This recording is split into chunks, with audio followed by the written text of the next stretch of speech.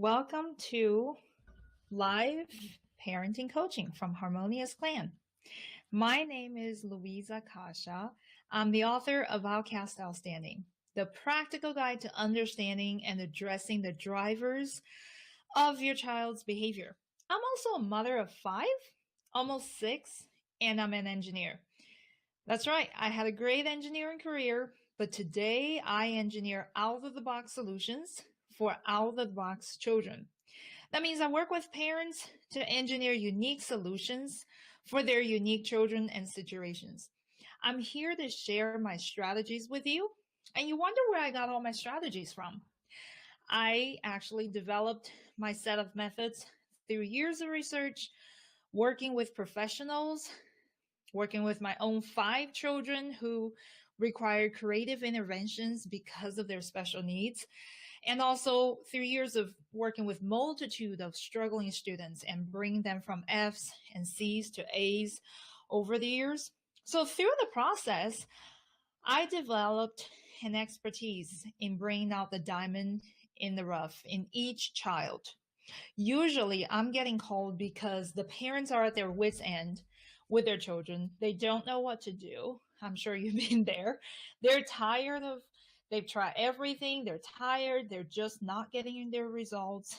And the children's behaviors and performance is really making them such a big problem. I mean, they get labeled as a problem child. They kind of get a label on them. But after I work with them for a little while, the diamond in the rough comes through. And it's fascinating to discover what a gem these children really are once you can polish off the outside roughness. So today I want to talk to you about the concept of diamond in the rough. I'm going to talk to you about that for a few minutes, and then I'm going to jump into all the questions people have either sent to me by email or are submitting live right now. And if there's anything that keeps you awake at night or anything that you're struggling with while during this talk, please send them over and I'll address them in just a few minutes here. So the diamond in the rough concept. People often see a lot of behavior problems, such as my child can't sit still, my child can't focus, can't behave, he's having a meltdown, a tantrum, my kids are talking back, not doing what they're supposed to be doing. They're absent-minded. They can't get their homework done. They're procrastinating. They're not completing tasks. I mean, tons of behaviors, meltdowns, tantrums. I mean, whatever it is, those are all just the tip of the iceberg. I'm going to try to show it to you here on the whiteboard. So all of those behaviors that we just talked about, they're usually just the tip of the iceberg.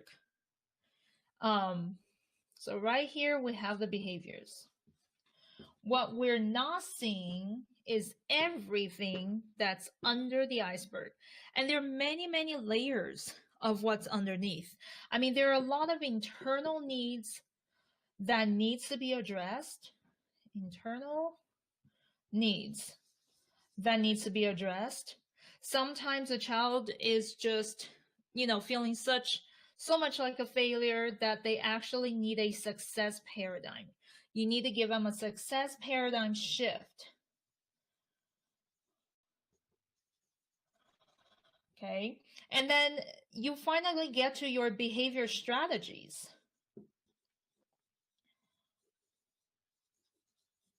So many times what we're working on, I see a lot of people working on the behaviors at the tip of the iceberg, with all kinds of disciplining methods. I mean, some work and some don't work for many of the children, especially the out-of-the-box children, the children that don't really conform and don't really fit into the box. And, if you have one of those kids, everybody else in class is doing this, but your child is doing something else. Your child is doing something different. Your child just can't do what everybody else is doing. Well, you have an out-of-the-box child, right? And so you need an out-of-the-box solution. The typical parenting strategies the disciplining strategies, they're not really going to work that well for those children. And I have 5 of them. I know they're really exhausting. So typically when people are addressing behaviors, they're addressing them up here. So we're not getting a whole lot of results. And what I mean by being an engineer and engineering a problem is because of my engineering background, I really look underneath the waterline to really find what the problems are. So that's what we need to do. And that's what I'm going to be coaching you through the series of every Friday, the live parenting coaching sessions. I'm going to be talking to you about what's underneath the waterline, all kinds of things that we may not be seeing out of a behavior. And all we see is he's not sitting down. He's not listening.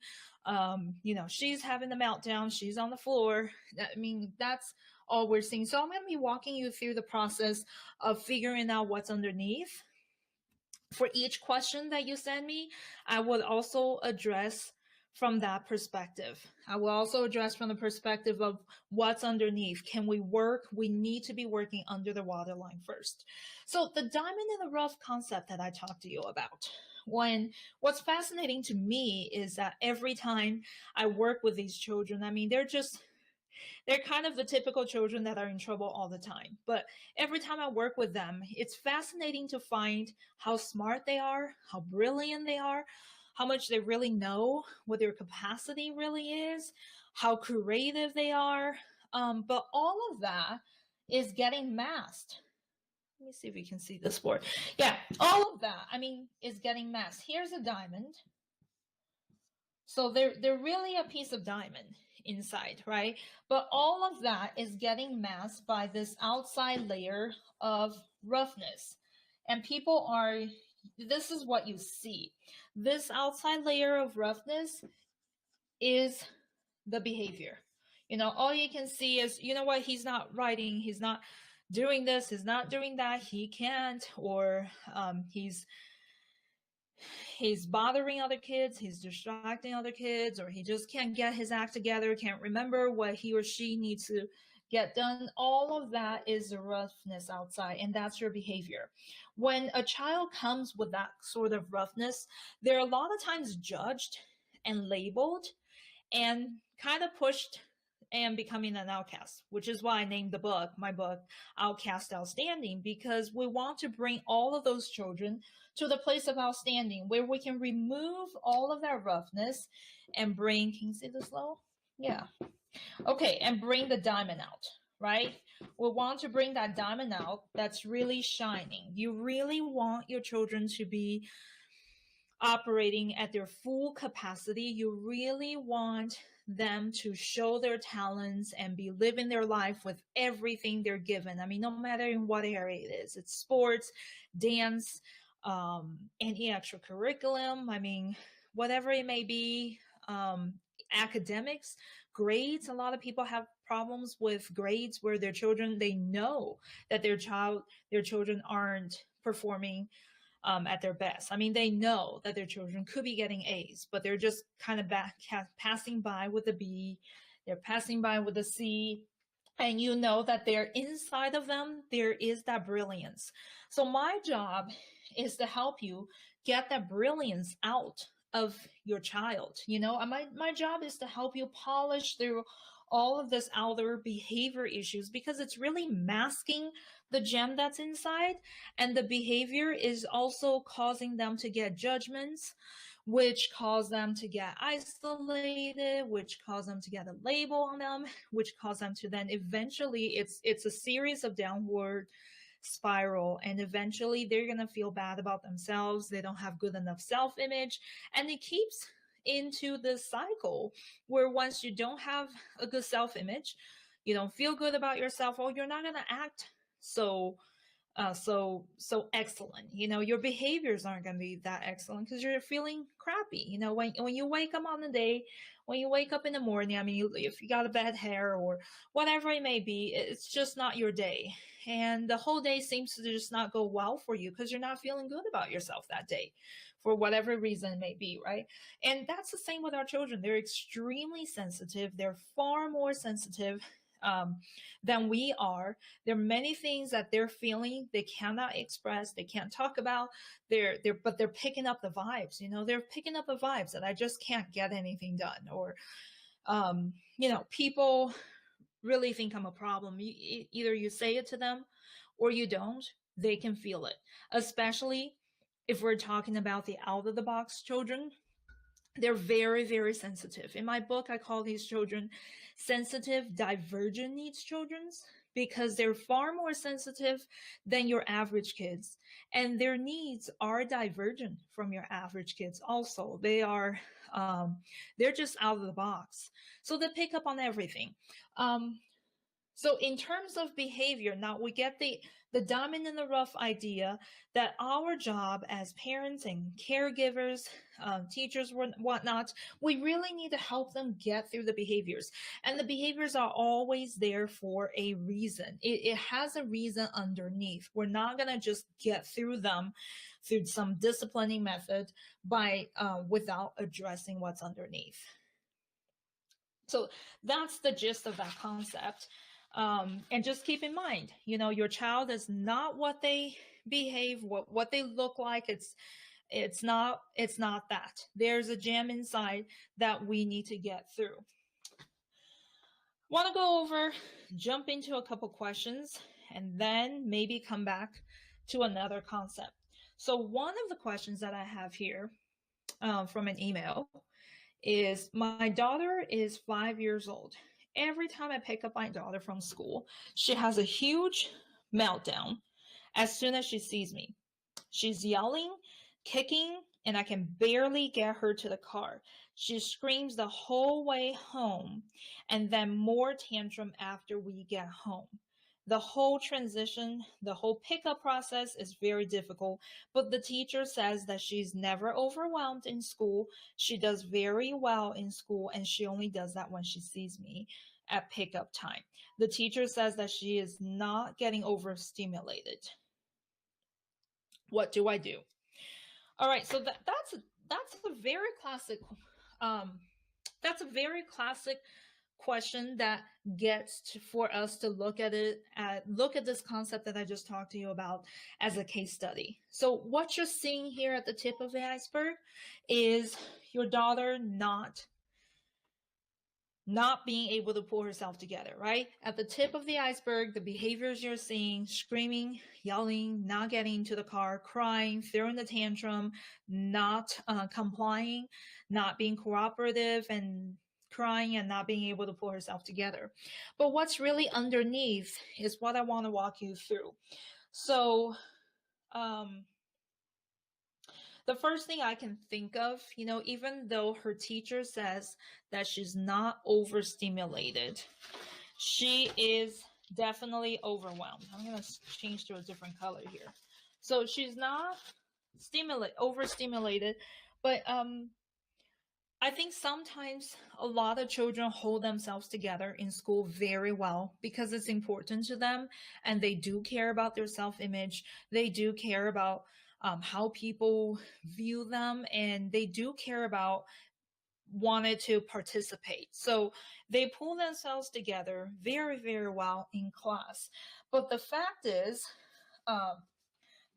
they're under a lot of stress. All of the stimulation, especially for an out-of-the-box child, they're extremely sensitive, like I said. So any stimulation is a lot for them, and it's a lot more than it is for an average child. So if your daughter sits there for 2 hours or 5 hours in the classroom, and she's receiving all of the sensory inputs as everybody else: the light, the noise, the background noise, the talking, all kinds of sensory input is coming to her. Well, the average kids can be okay with it if they're not as sensitive to it, and they can filter out the background noise, the lighting, or they can filter all of that out. But for a sensitive divergent need child, for those of us who have children that are out of the box, it's just too hard for them. They can't do that. It's really hard to focus, to listen to what the teacher is saying while there's background noise. I mean, people sharpening their pencils and the fan is running, or the air conditioner is running, the heater is running, or there are other children whispering, talking in the background. I mean, there's people walking by the hallway. It's just so much that they can't hear it. So as a result, I'm going to say the one thing is it could be an overstimulation, even though the teacher says not. The reason is because she's not exhibiting those overstimulated behaviors in class, because she's really trying her best to hold herself together, right? When she sees you is the first time she gets to be in a safe place, right? You are her parent, you are the safe place. So she gets to lash out. I mean, all of that's been accumulating. Finally, she gets to lash out. She gets to have a safe place, and she just can't hold it together anymore. That's one reason. One of the reasons that could be going on under the iceberg. Another one that I want to talk about is transition. So even though I'm only addressing this one question at the moment, but I want to address several concepts so all of you can benefit from it, and you get to maybe apply some of these to your own situation, because these are repeated themes that I hear about. Transition is definitely a hard time. So we're talking transitioning from school to home, transitioning from being with the teacher to being with you. And that's hard for her because transitions are difficult for children with sensitive divergent needs children. In my book, there is a chapter dedicated specifically to transition strategies. Talks through details about what things that you can do.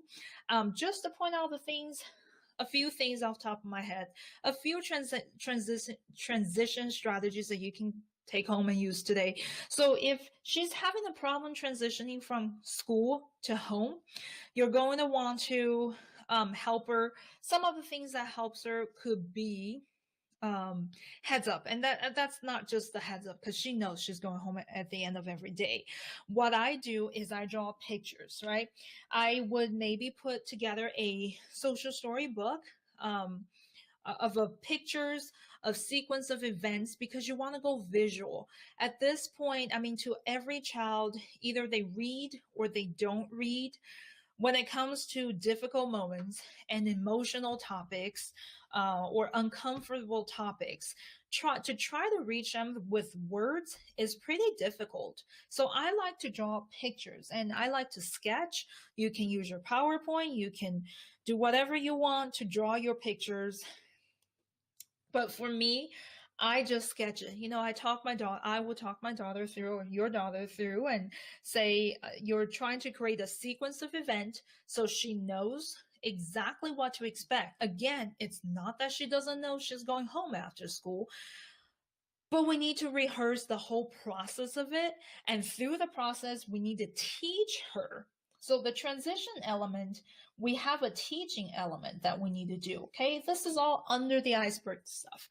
We need to teach her how this is going to go and how you are going to respond to the series of events. So let's write down, I mean, I don't know what they do at school. Perhaps the very few things last is, let's just say the last thing that happens in class. Oh, you can't see that low.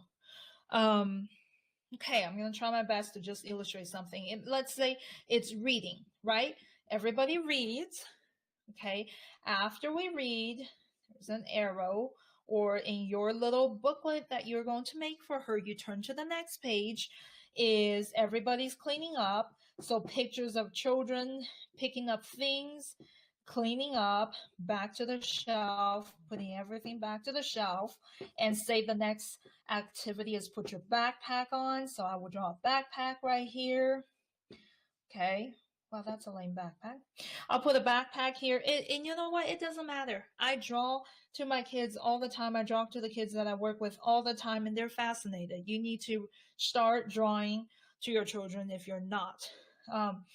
So you put let me see. You put on your backpack and then say, everybody wait in line, okay? Then we go to the hallway or we go outside, everybody wait in line. So a picture of everybody waiting in line. And then your parents comes. So here you can take a live picture of a real actual picture of you picking her up or she seeing you. Make sure you take that picture with a happy face. And then you want to continue your story to teach her that after you pick her up, I mean, whatever it is that you do, you go into the car, you buckle the car seat, right? You buckle her in or she buckles herself. Then you get home and maybe whatever the ritual is when you get home.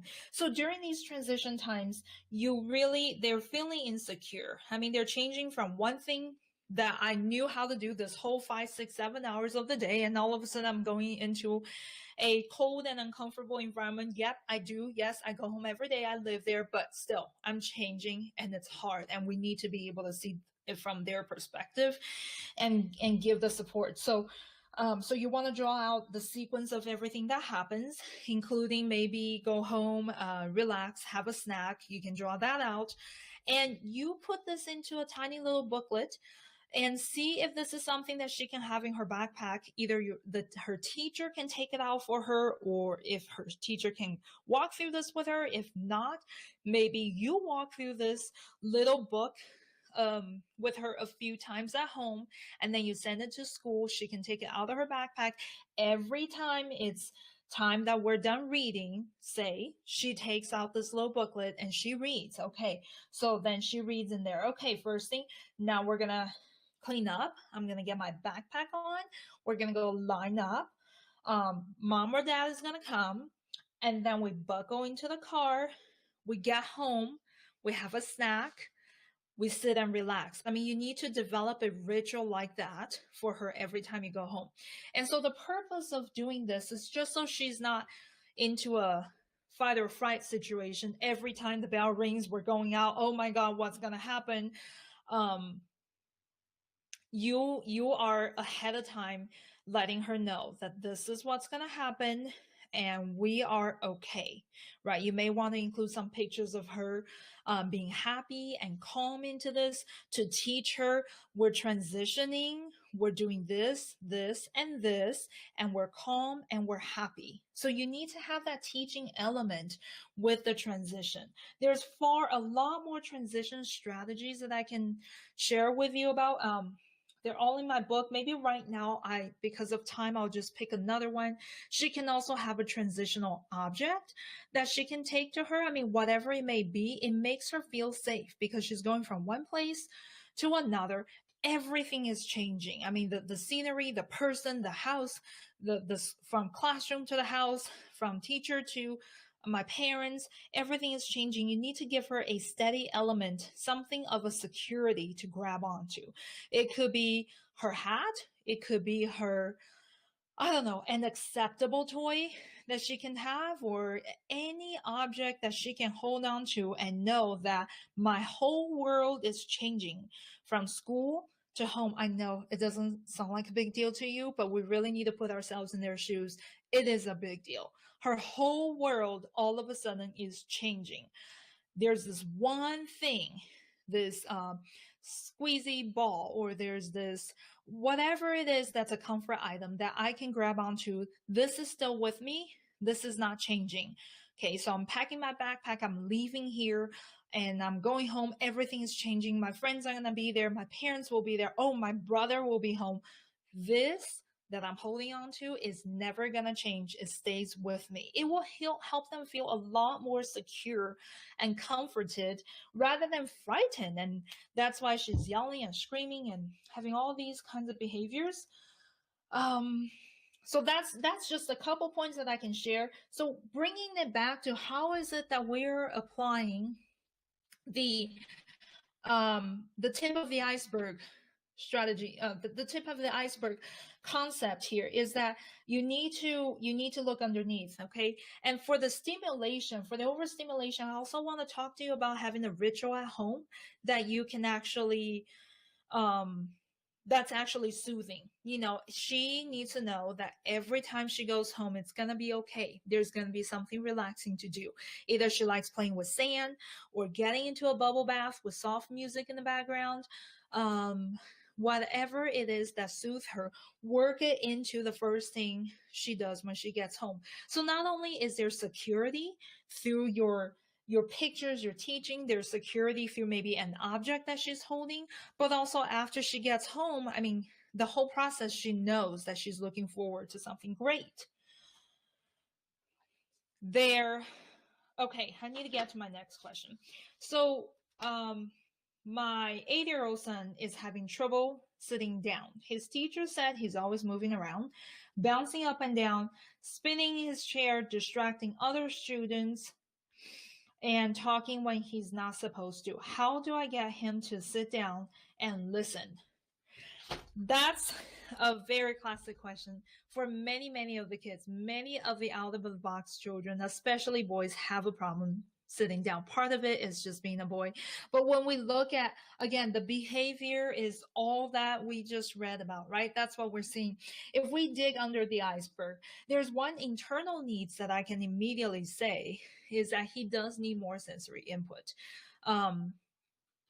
If you have ever had a dog, I had a dog, rather athletic. It was a chocolate lab, and he would not be able to sit or calm down or even go to sleep still without running him outside.